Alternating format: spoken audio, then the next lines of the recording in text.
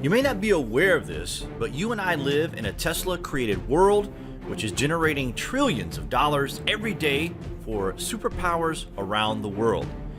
In his day, Nikola Tesla was ridiculed, demoralized, laughed at, and elbowed from society. He died in a hotel room in New York City, broke, alone, and unacknowledged. His life was of such eccentrics that even Thomas Edison was jealous, to say the least, of Mr. Tesla's extraordinary achievements.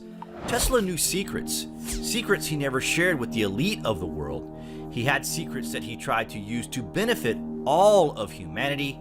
We are talking ancient technology awareness here, guys, and the greedy, power-crazy people of the time were not happy about giving anything away for nothing. Tesla paid the price, but also warned the greedy elite, the present belongs to you, but the future for which I really work towards is mine. He was, of course, 1,000% correct. In this short presentation, we will try to tell you a little bit about the great man, a little bit about his inventions, and a little bit about why you live in a Tesla-created world today. We will tell you everything we know about the most selfless man of the modern world. He was once quoted as saying, "The scientists of today think deeply instead of clearly. One must be sane to think clearly, but one can think deeply and be quite insane." Just wait till you hear this. When you talk about being born under a wandering star and all that, well, this guy was born under a blaze of glory during a fierce lightning storm at the stroke of midnight in 1856. It was like something out of a science fiction novel. The quintessential mad genius had arrived. He was the chosen one sent to the earth to present to humanity the next phase in the quantum imagination of our understanding of everything, something only a genius would dare to envision. At first, he was sent all over Europe to troubleshoot and improve Edison-designed dynamos and motors. This was frustrating for Tesla. Why?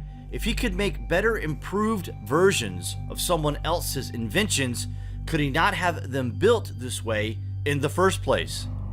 At the age of 28, he immigrated to the United States after an extensive educational program during the Austrian Empire.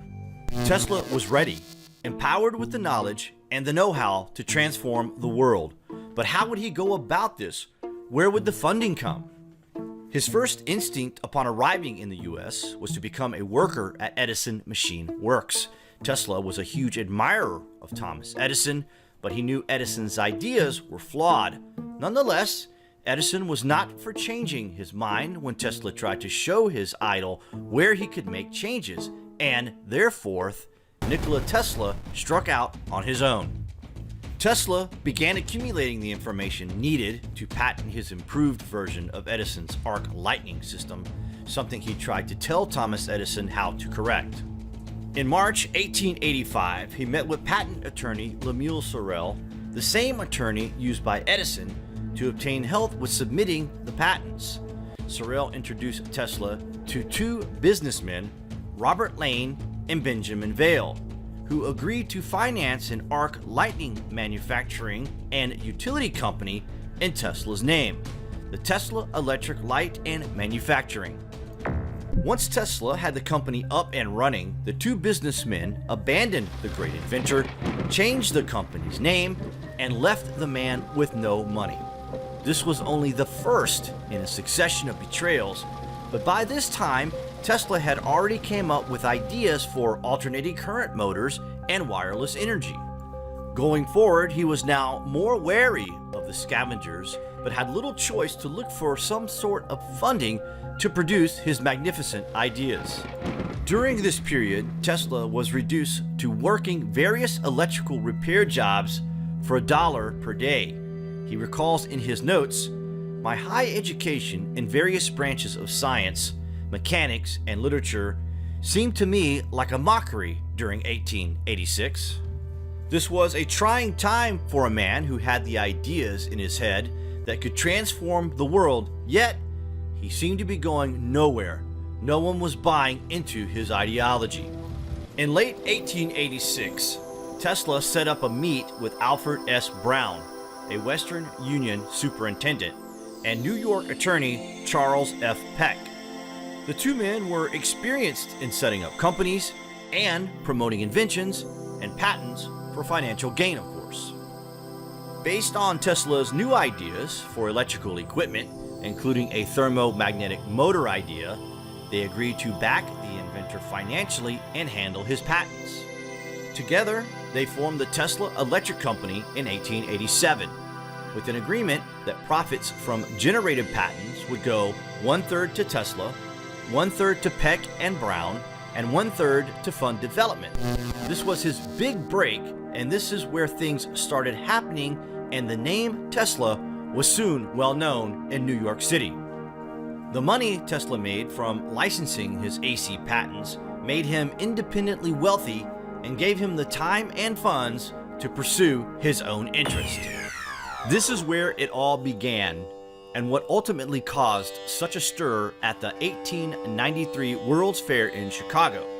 The vision of Edison and the vision of Tesla for how electricity would be produced and distributed can be summarized as one of cost and safety. The DC current that Edison, backed by General Electric, had been working on was costly over long distances and produced dangerous sparking from the required converter. Regardless, Edison and his backers utilized the general dangers of electric current to instill fear in Nikola Tesla's alternative alternating current, trying to ridicule Tesla in a world where Edison held a monopoly over the inventing and newspaper pull. This led to the accumulation of over a decade of shady business deals, stolen ideas, and patent suppression that Edison and his moneyed interests wielded over Tesla's inventions. Yet despite it all, it is Tesla's system that provides power generation and distribution in our modern era.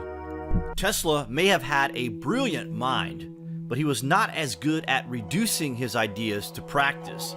Tesla described to his funder and business partner, J.P. Morgan, a new means of instant communication that involved gathering stock quotes and telegram messages, funneling them to his laboratory where he would encode them and assign them each a new frequency. That frequency would be broadcast to a device that would fit in your hand. In other words, Tesla had envisioned the smartphone and wireless internet over 100 years before the ideas were fully put to practice. Does that not just blow your mind, or what? He also conceived of, but never developed, technology for radar, X-rays, a particle beam death ray, and radio astronomy. Tesla invented many wondrous things, including the laser, robotics, remote control, radio, and light. But his big idea for free wireless energy and a global communication network, the internet, was where he was halted in his tracks. This is inextricably linked, as they were the last straw for the power elite. What good is energy if it can't be metered and controlled? Free? Never.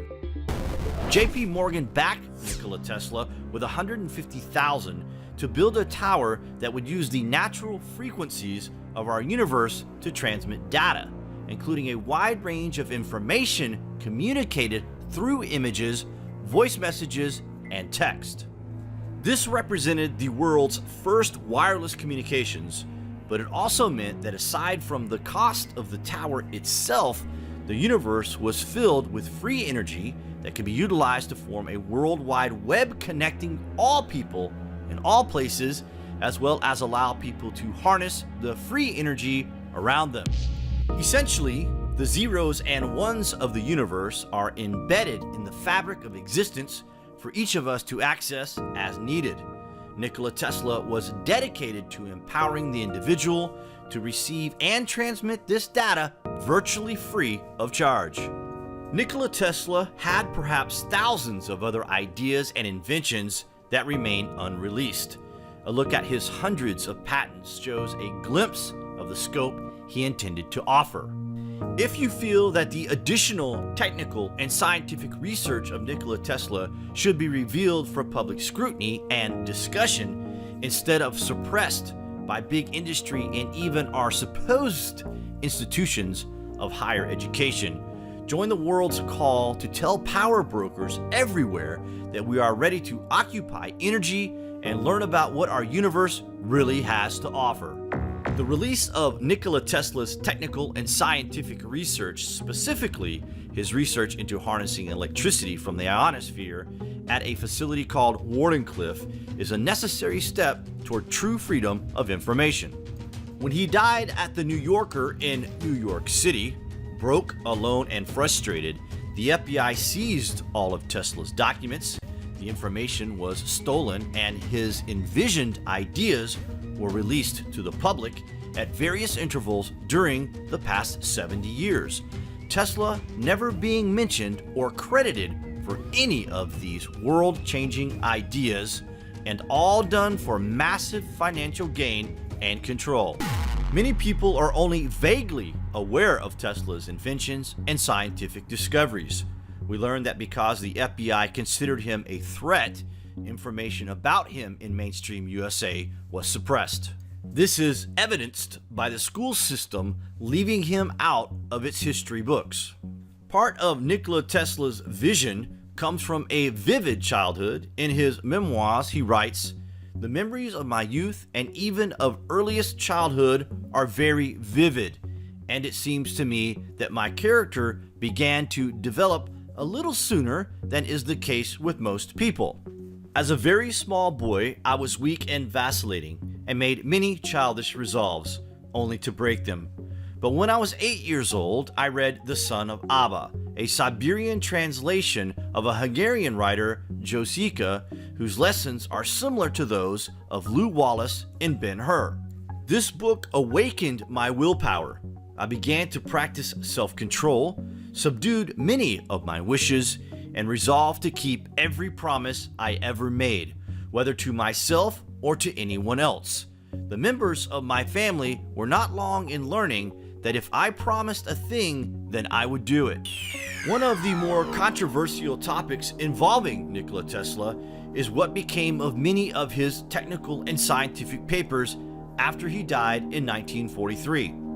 Just before his death at the height of World War II, he claimed that he had perfected his so-called death beam, so the FBI and other US government agencies would be interested in any scientific ideas involving weaponry. Some were concerned that Tesla's papers might fall into the hands of the Axis powers or the Soviets.